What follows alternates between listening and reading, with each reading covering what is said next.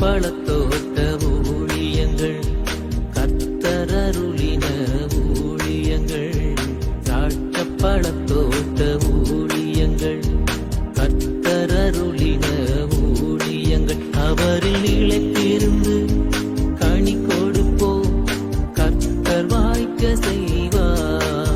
அவரில் நிலைத்திருந்து கனி கொடுப்போம், கர்த்தர் வாய்க்க செய்வார். துதி உமக்கே, துதி உமக்கே, துதி உமக்கே என்றுமே என்றும். துதி உமக்கே, துதி உமக்கே, துதி உமக்கே என்றுமே. சிறியவனை பொழுதிலிருந்தும் எளியவனை குப்பையிலிருந்தும் எடுத்து உயர்த்தி ராஜாக்களோடும் பிரபுக்களோடும் வந்திருக்கச் செய்கிற அருமை ஆண்டவர் இயேசு கிறிஸ்துவின் இனிதான நாமத்தினாலே இந்த சத்தத்தை கேட்கின்ற அனைத்து தேவனுடைய பிள்ளைகளுக்கும் என்னுடைய அன்பான வாழ்த்துதல்கள். நீங்கள் கோடா கோடியாய் பெருகுவீர்களாக, உங்கள் பிள்ளைகள் கோடா கோடியாய் பெருகுவார்களாக என்று வாழ்த்துகின்றேன், ஆசீர்வதிக்கின்றேன். பிரியத்துக்குரியவர்களே, உங்களை இப்படியாக தொலைக்காட்சியில் சந்திப்பது ஆண்டவர் கொடுத்த மிகப்பெரிய கிருபை. ஒவ்வொரு முறையும் உங்கள் மத்தியிலே வந்து இப்படியாக செய்திகளை கொடுக்கும் பொழுது, ஆண்டவரே என்னையும் நீர் பயன்படுத்தும் ஐயா, என் மூலமாகவும் ஜனங்களுக்கு தேவையான வார்த்தைகளை தாரும் ஐயா. நான் ஒன்றும் பேச அறியாத சிறுவனாக இருக்கிறேன், நான் ஒன்றுக்கும் உதவாதவனாக இருக்கிறேன். I am hopeless, I am useless, என்னை எடுத்து பயன்படுத்துங்கப்பா என்று சொல்லி தான் நான் உங்கள் மத்தியில் வந்து நிற்கின்றேன். ஆனாலும் ஞானிகளை வெட்கப்படுத்தும் வழியாக பைத்தியங்களை தெரிந்து கொண்டுற தேவன் அடியாரையும் கூட தெரிந்து கொண்டிருக்கிறார். இந்த நாட்களிலே வருகிற சனிக்கிழமை கர்த்தருக்கு சித்தமானால் ஆசிரியர் தேவனுடைய மாளிகையில் வைத்து நம்முடைய விடுதலை நாள் கூட்டங்கள் காலை 10 மணிக்கு ஆரம்பித்து 1:30 மணிக்கு முடியும். அதுக்கு பிறகு எத்தனை மணி நேரம் என்றாலும் திறப்பில் நின்று நானும் சகோதரர் ஆசிரியர் வரவேல் சேரியா அவர்களும், கோயம்புத்தூர் அன்னூர் ஜோசப் அண்ணா அவர்களும் உங்களுக்காக விடுதலைக்காக ஜெபிப்போம். எத்தனை பேர் இந்த கூட்டத்தில் பங்கு பெற்று விடுதலை பெற்றிருக்காங்க. நீங்களும் வந்து இலவசமாக விடுதலை பெற்று செல்லுங்கள்.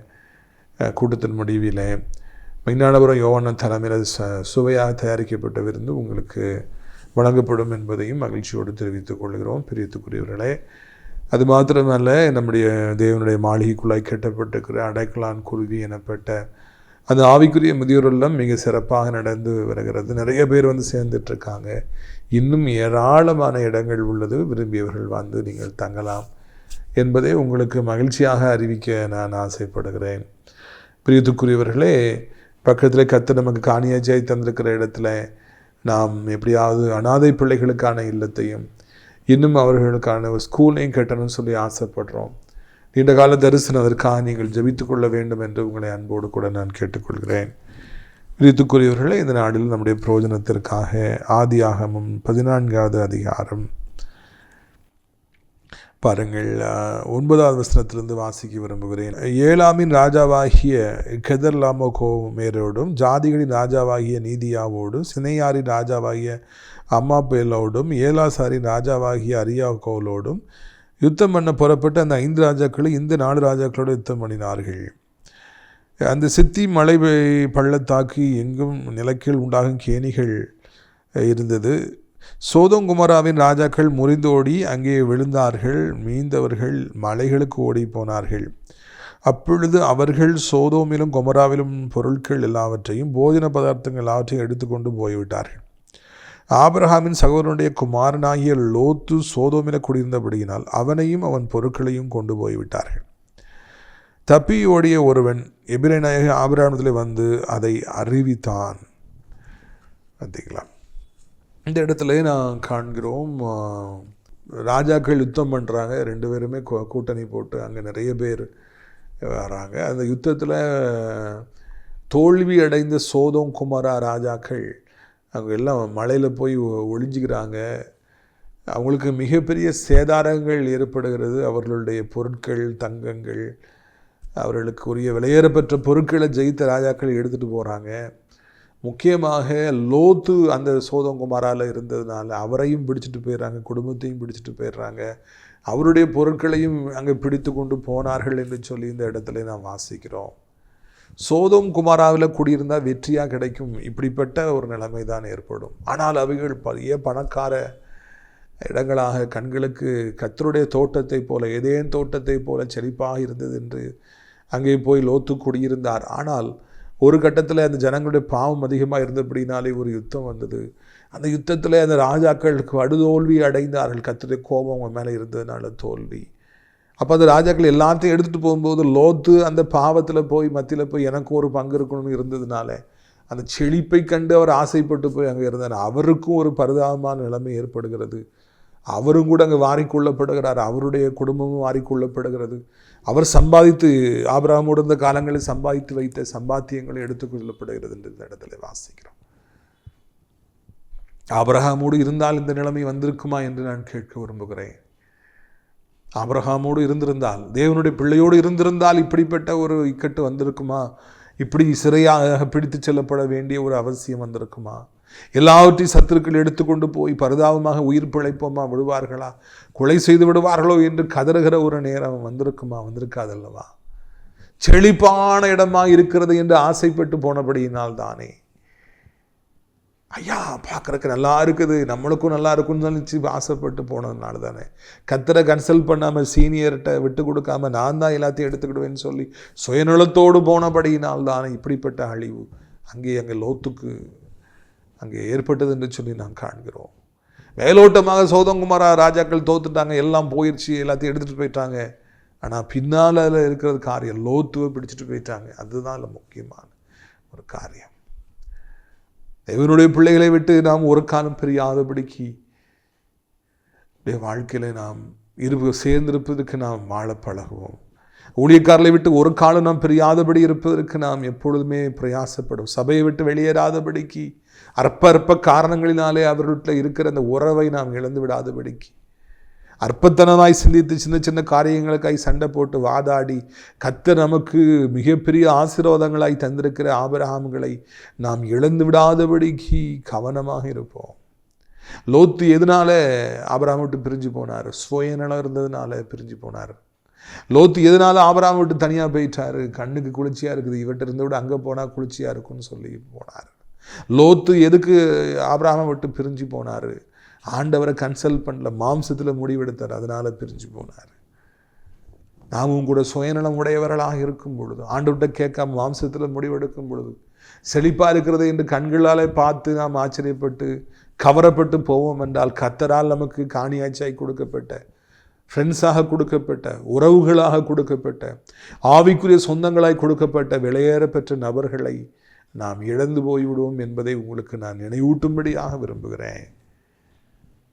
ஒரு ஆவிக்குரிய பிள்ளையை விட்டு நாம் பிரிவது, ஒரு கர்த்தராலே அனுப்பப்பட்ட ஒரு ஊழியக்காரனை விட்டு பிரிவது ஆரம்பத்தில் நமக்கு ஒரு பிரச்சனையும் ஏற்படுத்தாது. ஆரம்பத்தில் நமக்கு ஒரு வழியும் ஏற்படுத்தாது. பாரு, அவன் சர்ச்சுக்கு போகும்போது தான் நல்லா இருந்தேன், நான் இப்பவும் நல்லா தானே இருக்கேன். அவன் ஊழியத்துக்கு போகும்பொழுது மட்டுமா நான் சுகமாக இருந்தேன், இப்பொழுது நான் சுகமாக தானே இருக்கிறேன்னு சொல்லி நம்ம சொல்லத்தக்க அளவிற்கு அங்கே ஆரம்பத்தில் நல்லா தான் இருக்கும். ஆனால் திடீர்னு இதே மாதிரி யுத்தங்கள் வரும், மாறிக்கொள்ளப்பட வேண்டிய சூழ்நிலை வந்துவிடும், எல்லாவற்றையும் இழந்து போக வேண்டிய சூழ்நிலை வந்துவிடும். இருப்போமா இல்லாமல் போய்விடுவோமா, to be or not to be என்று சொல்லி நினைக்கிற அளவிற்கு, கலங்குகிற அளவிற்கு அங்கு வாழ்க்கையிலே நெருக்கடியான காலகட்டங்கள் வந்துவிடும் என்பதைத்தான் இந்த நாளிலே ஆண்டவர் நமக்கு பேசுகின்றவராக. லோத்துடைய வாழ்க்கை ஒரு எடுத்துக்காட்டாக இருக்கிறது. ஆபிரகாம்கிட்ட இருந்த வரைக்கும் கர்த்தருடைய பாதுகாவல், தேவனுடைய பிள்ளையோடு இருந்த வரைக்கும் வாழ்க்கையில் ஒரு இழப்பும் வரல. ஆனால் இப்போ அதெல்லாம் போயிருச்சு. எப்போ ஆபிரகாம் விட்டு அவர் வெளியே வந்தாரோ அப்போவுமே எல்லா பாதுகாவல், எல்லா சந்தோஷமும் போயிடுச்சு என்பதை நாம் இந்த இடத்துல நாம் உணர வேண்டும். எவ்வளவோ கிருபையாக ஆண்டவர் எத்தனையோ பேர்களை நம்முடைய வாழ்க்கையில் இணைக்கிறாருங்க. இந்த உலகத்திலே மிகப்பெரியதான காரியம் என்னென்னா, எங்கோ பிறந்தவர்கள் நம்மோடு கனெக்ட் ஆகி நம்ம கர்த்தரை தேடுறதுனால நமக்கு ஆவிக்குரிய நண்பர்களாக, தகப்பன்மார்களாக, துணைவர்களாக, நமக்காய் ஜெபிக்கிறவங்களா, நமக்கு பக்கபலமாக இருக்கிறவங்களா, நம்ம வெற்றி அவங்க வெற்றியாக நினச்சி, நம்ம தோல்வி அவங்க தோல்வியை நினச்சி வாழ்ந்து ஒரு குரூப் நம்ம பக்கத்தில் இருக்கும். அவர்களை விட்டு நாம் பிரிஞ்சிருவோம்னா, நமக்காக இரவும் பகலும் ஜெபிக்கிற ஊழியக்காரர்களை விட்டு நம்ம பிரிஞ்சிருவோம்னா, அது லோத்துக்கு ஏற்பட்ட முடிவு தான் நமக்கும் ஏற்படும் என்பதை மறந்து விடக்கூடாது.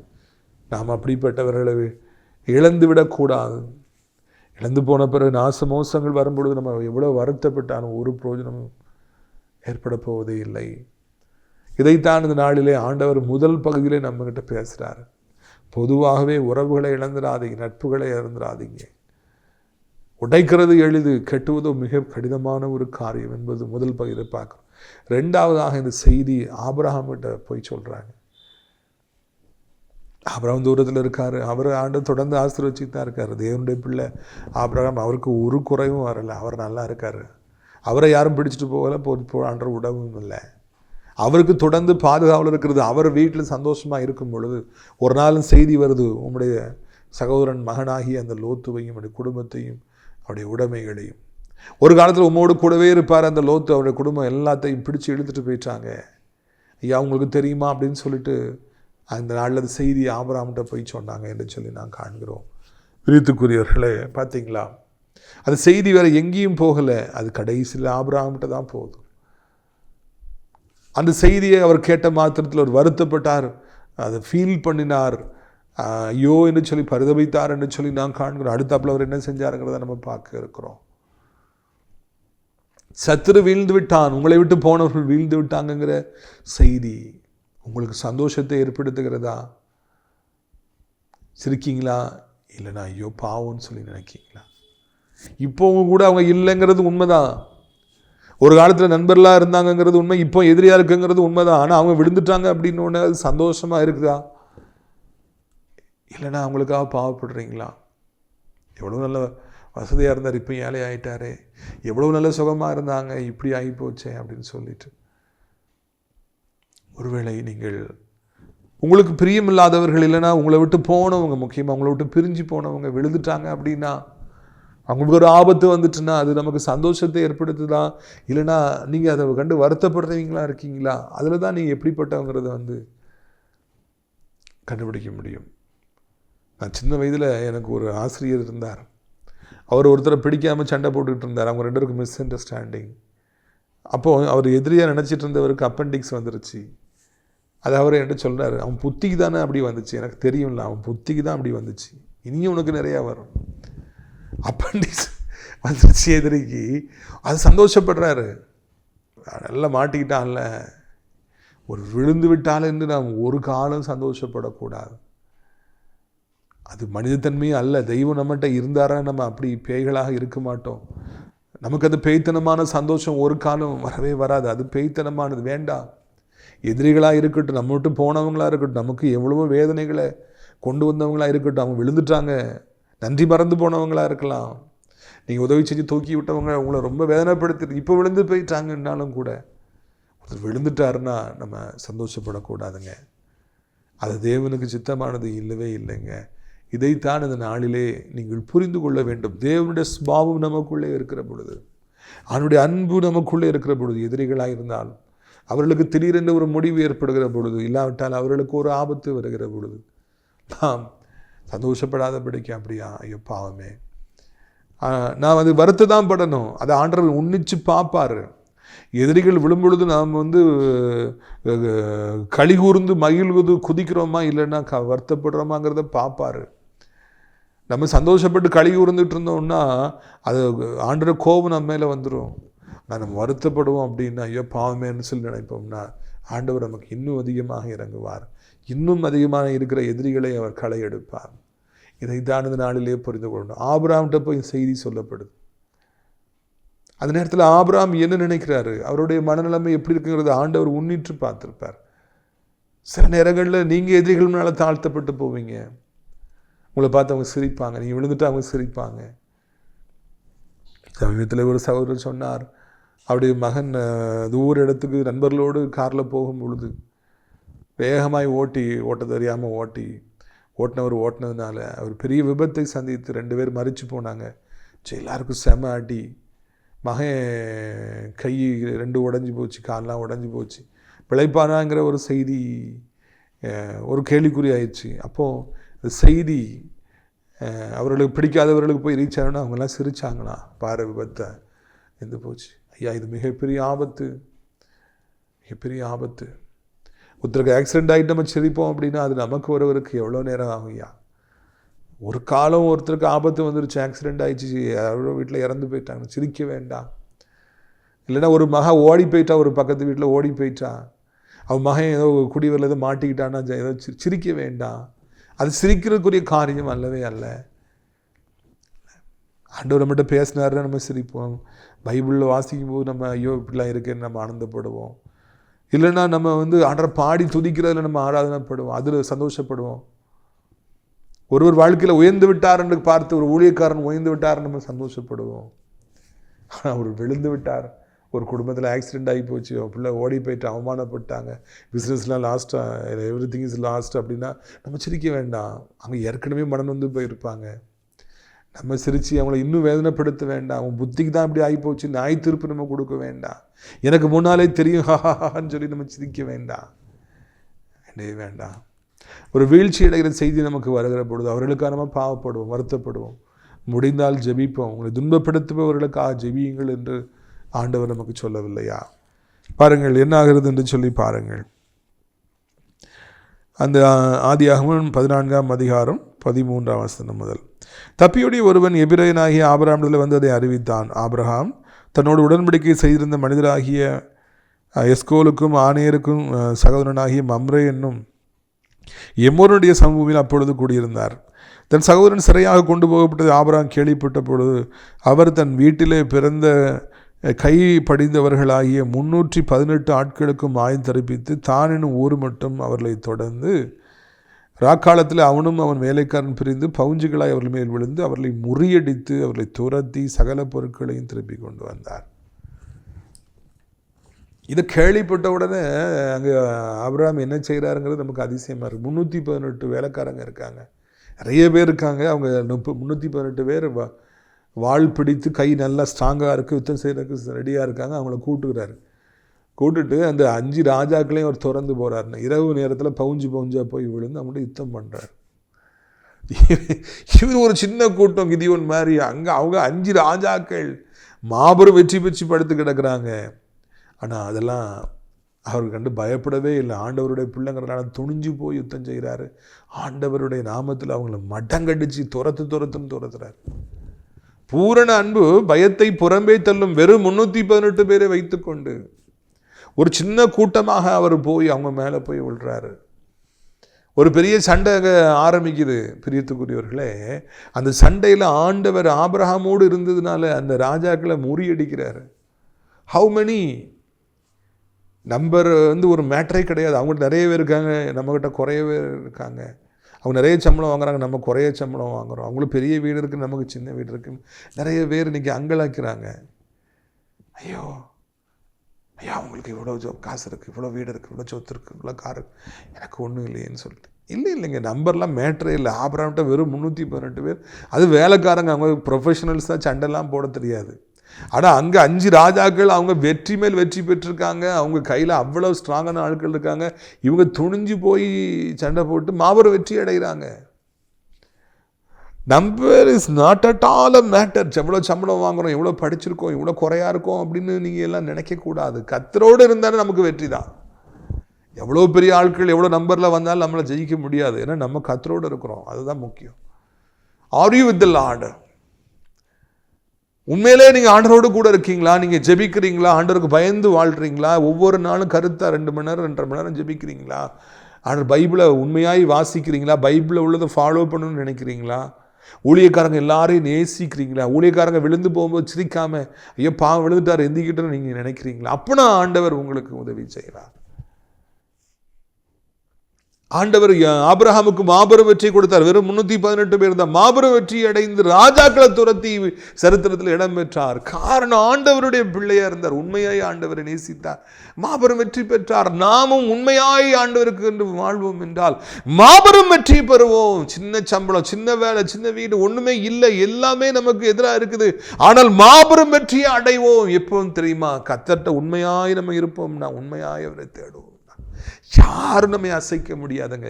எவரும் எந்த பொல்லாத ஆவி நமக்கு விரோதமாக எழும்ப முடியாது, எந்த பொல்லாத மனுஷன் நிற்க முடியாது. மாபெரும் வெற்றியை நாம் அடைவோம். மாபெரும் வெற்றியை அடைவீர்கள். கர்த்தருடைய பிள்ளையாய் வாழ்ந்து பாருங்கள். ஆபிரகாமை போல ஆண்டவரை நேசித்து பாருங்கள். எல்லா சூழ்நிலைகளிலும் உண்மையாய் நீங்கள் இருந்து பாருங்கள். அப்பொழுது மிகப்பெரிய வெற்றியை நீங்கள் பார்ப்பீர்கள். மிகப்பெரிய வெற்றி. ராஜாக்களை ஓட விட துரத்துறார். மிகப்பெரிய வீரர்களை இவங்க ஆட்கள் ஓட விட துரத்துறாங்க. இது யாராலே உண்டாயிற்று? ஆண்டவராலே உண்டாயிற்று அல்லவா? நம்ம கர்த்தர்ட்ட இருப்போம்னா மிகப்பெரிய வெற்றிகளை பெறுவோம். மிகப்பெரிய மனிதர்களை முறியடிக்கும்படியான சூழ்நிலை ஆண்டவர் உண்டாக்குவார். எல்லாரும் நம்மளை திரும்பி பார்க்கும்படியான ஒரு சூழ்நிலை உண்டாக்குவார்.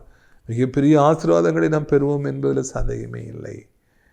பிரியத்துக்குரியவர்களே, இது அருமையான நாளிலும் கூட என்னோடு உங்களோடு ஆண்டவர் பேசுகின்றவராக இருக்கின்றார். இந்த அருமையான நாளிலும் கூட உங்களுக்கு மாபெரும் வெற்றி ஆண்டவர் கொடுக்க போகிறார். உங்களுடைய வாழ்க்கையில் எல்லாரும் உங்களை திரும்பி பார்க்கிற அளவிற்கு ஆண்டவர் உங்களை செய்ய போகிறாருங்கிற செய்தியை கிடைக்கணும்.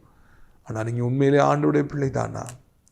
ஒவ்வொரு நாளும் நீங்கள் இந்த உலகத்துக்கு பின்பை போதை விட்டு விட்டு தனிமையிலே அமர்ந்திருந்து நேரம் கிடைக்கும் பொழுதெல்லாம் ஜெபித்து, இல்லை நேரத்தை உருவாக்கி ஜெபித்து நீங்கள் வாழ்கிறீங்களா? அன்றைக்கு எங்கள் கல்லூரியில் ஒரு ஃபங்க்ஷன் நடந்த பொழுது ஒரு போலீஸ் இன்ஸ்பெக்டர் வந்து அருமையாக பேசினார். அவர் சொன்னார், டெய்லி வாக்கிங் போயிருங்க, 5 மணிக்கெலாம் எழுந்திருங்க, 1 மணி நேரமாவது வாக்கிங் போங்க, அந்த நாள் எவ்வளோ நல்லா இருக்குன்னு பாருங்கள், உங்கள் உடம்பு எவ்வளோ நல்லா இருக்குன்னு பாருங்கன்னு சொல்லி சொன்னார். உண்மைதான். அதிகாலம் எழும்பி 1 மணி நேரம் வாக்கிங் போன நல்லது தான். நான் அதிகாலம் எழும்பி 1 மணி நேரம் ஜெபித்தான் அதை விட நலமானது அல்லவா? ஜெபிச்சுட்டு வாக்கிங் போகலாமே. ஜெபம் பண்ணுறதுக்கு நேரத்தை கண்டுபிடிச்சி ஆண்டவர்கிட்ட பேசணும், பைபிளை வாசிக்கணும், ஆண்டவர்கிட்ட உறவாக இருக்கணும், பிரிஞ்சிடக்கூடாது, ஆண்டவருடைய கட்டளைகளை மீறக்கூடாதுன்னு நம்ம வாழ்வோம்னா இது ஆபிரகாமை உயர்த்தியது போல ஆண்டவர் உயர்த்துவார். ஒரு சாதாரணமான ஆடு மேய்க்கிற மனிதன் வேலைக்காரில் வைத்து 5 ராஜாக்களை முறியடித்தான். முறியடித்து அவங்களுடைய பொருட்களை அவங்கள்ட்ட பிடுங்கி, சோதம் குமார மக்கள் இழந்து போனதெல்லாம் பிடுங்கி, முக்கியமாக லோத்துவை காப்பாற்றி பத்திரமாய் கொண்டு வந்தார். புரிகிறதா? எதுக்காக இந்த யுத்தம் அப்படின்னு சொல்லி புரியுதா?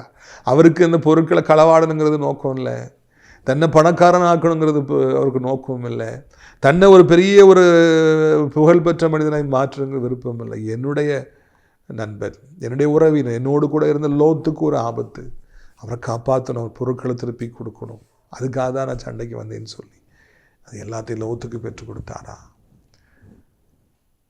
நம்ம ஆபிரகாமை பற்றி பார்க்கும் பொழுது அவர்கிட்ட எவ்வளவு நல்ல குணம் இருந்திருக்குங்கிறத வந்து நம்ம பார்க்குறோம்.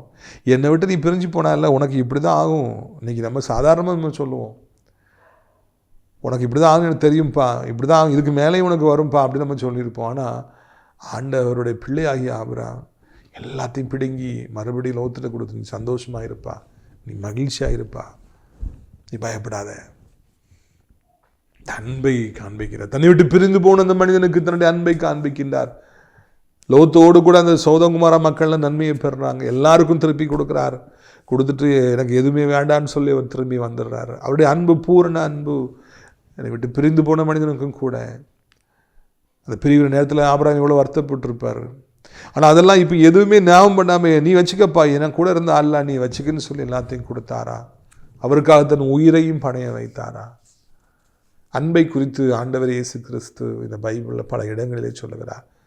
யோவானிலே அவர் சொல்லுகிறார், ஒரு மனிதன் தன் சிநேகிதனுக்காக தன் ஜீவனை கொடுக்கிற அன்பிலும் அதிகமான அன்பு எங்கும் இல்லை.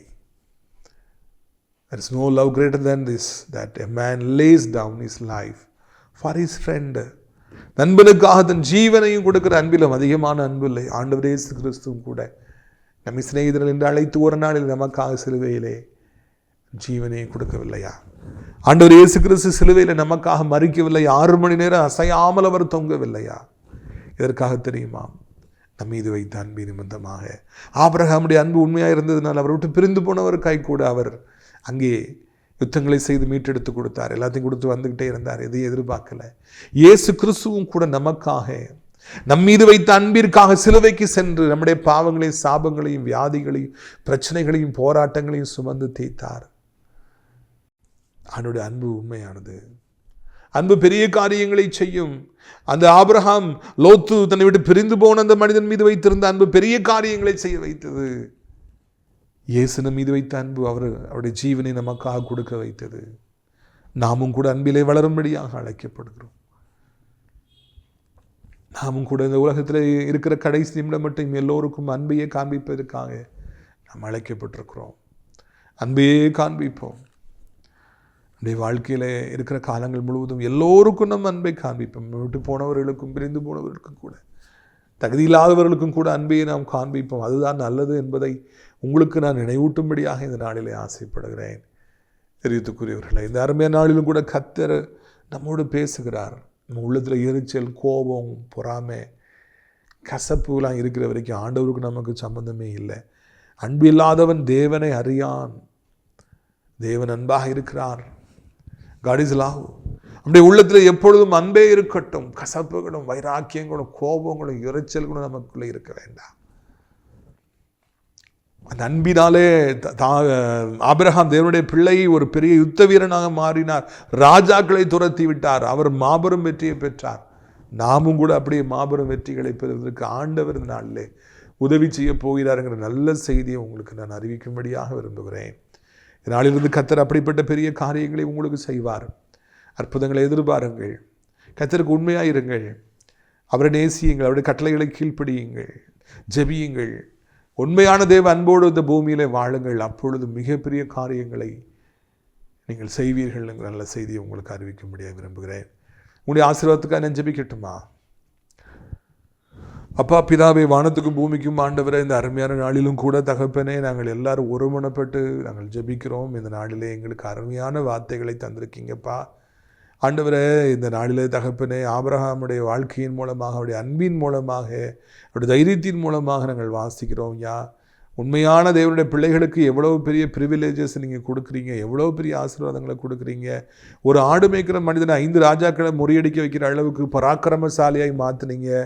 318 பேரை வைத்து 3 லட்சம் வீரர்களை துரத்துவதற்கு கர்த்தாவே நீங்கள் உதவி செய்தீங்க. இறைவா, எங்களுக்கும் அப்படிப்பட்ட அன்பை தார். உங்கள் மீது நாங்கள் உண்மையாய் அன்பாய் இருக்க ஆண்டவரே, நீர் எங்களை பலசாலிகளாய் மாற்றுகிறீர். ராஜாக்களை ஓடவிட துரத்துபவர்களாய் மாற்றுகிறீர்.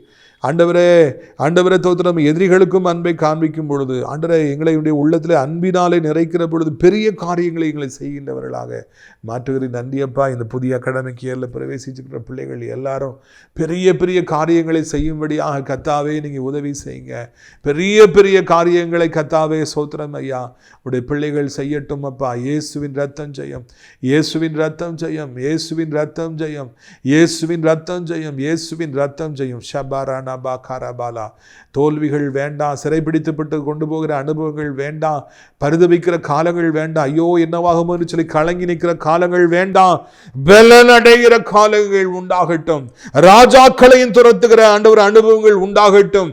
இயேசுவே, பெரிய காரியங்களை உடைய பிள்ளைகள் இந்த நாட்களில் செய்யட்டும். பூரண அன்பு ஆண்டவருடைய பிள்ளைகளுடைய உள்ளத்திலே உண்டாகிற பொழுது அவர்கள் மிகப்பெரிய காரியங்களை செய்யும்படியாய் அவர்களை பலப்படுத்தும். அவருடைய குடும்பங்களில் மிகப்பெரிய காரியங்கள் நடக்கட்டும். அவருடைய பிசினஸ்ல மிகப்பெரிய காரியங்கள் நடக்கட்டும். அவருடைய படிப்பிலே, வேலையில மிகப்பெரிய காரியங்களை செய்கிறவர்களாய் இவர்களை மாற்றியவர்களும். தோல்விகள் முடியட்டும். கசப்பான பதார்த்தங்களை எடுத்து போட்டு தத்தளிப்புகள் நீங்கட்டும்.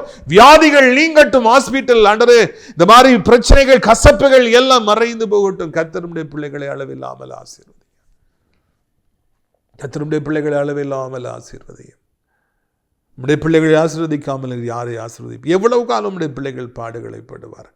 எவ்வளவு காலம் அவர்கள் தலைகுனிந்து நிற்பார்கள்? சத்ரு ஆண்டவர் போலாத மனிதர்கள் அவர்களை எவ்வளவு காலம் நிந்திப்பார்கள்? தேவரீருடைய பிள்ளைகளை ஆசீர்வதித்து உயர்த்த வேண்டும் என்று கெஞ்சுகிறோம். நீர் அப்படி செய்வதற்கு உண்மையுடையவராக இருக்கிறேன் நன்றி. எல்லா வியாதிகளும், கட்டிகளும், புண்களும், வேதனைகளும், துன்பங்களும், துயரங்களும் மறையட்டும். இந்த வியாதி என்னை கொண்டு விடுமோ என்று பயப்படுறவர்களுக்கு இறங்கி மரண கண்ணிகளை முறித்து உடைய பிள்ளைகளை தூக்கி நிறுத்த வேண்டும் என்று கெஞ்சுகிறோம். ஆசீர்வதிக்க வேண்டும் என்று கெஞ்சுகிறோம். அப்படியே செய்ய போகிற அன்பிற்காக ஸ்தோத்திரம். இறைவா, பணம் இல்லாமல் எப்படி சந்தோஷமாய் வாழ முடியும்? எவ்வளோ அவமானம், எவ்வளவு கேவலத்திட்ட போய் கேட்டு, ஏன் பணம் தர மாட்டேங்க, எதுக்கு ஃபீஸ் கட்ட மாட்டேங்க, எதுக்கு இருந்து நீ பணம் தர மாட்டேங்கிற, வட்டியை கட்ட மாட்டேங்கிற, இஎம்ஐ ஏன் கட்ட மாட்டேங்கிற, இந்த அவமானங்கள் எல்லாம் போகட்டும். வர வேண்டிய பணங்கள்லாம் வரட்டும். நிரந்தரமான வாய்ப்புகளை தாரும். பொல்லாத இந்த உலகத்தில், பொல்லாத மனிதர் மத்தியிலே நாங்கள் ஒரு காலம் பணத்தில் நிமித்தமாக வைக்கப்பட்டு விடாதபடிக்கு கர்த்தரை ஆசீர்வதிக்க வேண்டும் என்று கெஞ்சுகிறோம். அப்படியே ராஜாவே, படிக்கிற பிள்ளைகள், இந்த வருஷத்தில் பிரவேசிக்கிற பிள்ளைகளுக்கு படிப்பிலே மாத்திரம் கவனம் செலுத்தட்டும். வேறு பக்கமாய் கவனம் சென்று அழிந்து விடாதபடி காத்துக்கொள்ளும். பெற்றோருடைய கண்ணீரை கண்டு பிள்ளைகளை ரட்சிக்க வேண்டும் என்று கெஞ்சுகிறோம். தாத்தா பாட்டிமாருடைய கண்ணீரை கண்டு பேர பிள்ளைகளை ரட்சிக்க வேண்டும் என்று கெஞ்சுகிறோம். ஆண்டவரை அதிசயங்களை காண செய்ய வேண்டும் என்று கெஞ்சி கொண்டாடுகிறோம். இறைமகனுடைய நாமத்தில் இன்றைக்கு இப்பொழுது அற்புதங்கள் நடக்கட்டும், அதிசயங்கள் நடக்கட்டும் அப்பா, அதிசயங்கள் நடக்கட்டும். ஆண்டவரே, இந்த அருமையான நாளிலும் கூட வயதான கீழே விழுந்து விடாதபடி காத்துக்கொள்ளுங்க. நீண்ட காலமாய் திருமணமாகலே, குழந்தையிலே காத்திருக்கிற பிள்ளைகளுக்கு ஒரு அற்புதத்தை செய்தே ஆக வேண்டும். இது சத்தத்தை கேட்குற பிள்ளைகள் ஒவ்வொருவரையும் ஆசீர்வதியும். தேவனுடைய உண்மையாய் நேசிக்கிற பிள்ளைகளுக்கு, இணையவர்களுக்கு வித்தியாசத்தை காண்பிக்க வேண்டும் என்று சொல்லி கெஞ்சுகிறோம் அப்பா. ஆண்டவரே, உலகம் இருக்க அத்தனை நாடுகளில் அமைதி சமாதானம் உண்டாகட்டும். எங்கள் தாய் திருநாள இந்தியாவை ஆசீர்வதியும், அனைத்து மக்களையும் ஆசீர்வதியும், அனைத்து தேவனுடைய பிள்ளைகளையும் ஊழியக்காரர்களையும் ஆசீர்வதிப்பீராக. ஆசிரியர் திராட்சைப்பழத்தோட்ட ஊழியர்கள் நேசிக்கிற நாள்தோறும் நம்முடைய நிகழ்ச்சிகளை பார்க்கிற அறியப்படுத்துகிற பிள்ளைகள் ஒவ்வொருவரையும் ஆசீர்வதியும். கிருபைகளை ஒழித்து வைத்துக் கொள்ளும். ஆண்டவரை முதியோர் உள்ளத்தில் சேர அநேக முதியோரை அழைத்து கொண்டு வாரும். அனாதை பிள்ளைகளுக்கான இல்லமும் ஸ்கூலும் சீக்கிரமாய் கட்டி எழுப்பப்பட உதவி செய்யும். மகிமைப்படும். இயேசுவின் மூலம் ஜெபிக்கிறோம் பிதாவே, ஆமென். என் ஆத்துமாவை கர்த்தரை ஸ்தோத்திரி, என் முழு உள்ளமே அவருடைய பரிசுத்த நாமத்தை ஸ்தோத்திரி. என் ஆத்துமாவை கர்த்தரை ஸ்தோத்திரி, சகல உபகாரங்களை ஒருபொழுதும் மறவாதே. ஆமென். கர்த்தராகிய இயேசு கிறிஸ்துவின் கிருபையும் பிதாவாகிய தேவனுடைய அன்பும் பரிசுத்தாடி அந்யோன்யங்களாத பிரசன்னம் உங்கள் அனைவரோடு இன்றைக்கு சகாரம் கிடைத்திருப்பதா. அல்லேலூயா, அல்லேலூயா. God bless you. Amen.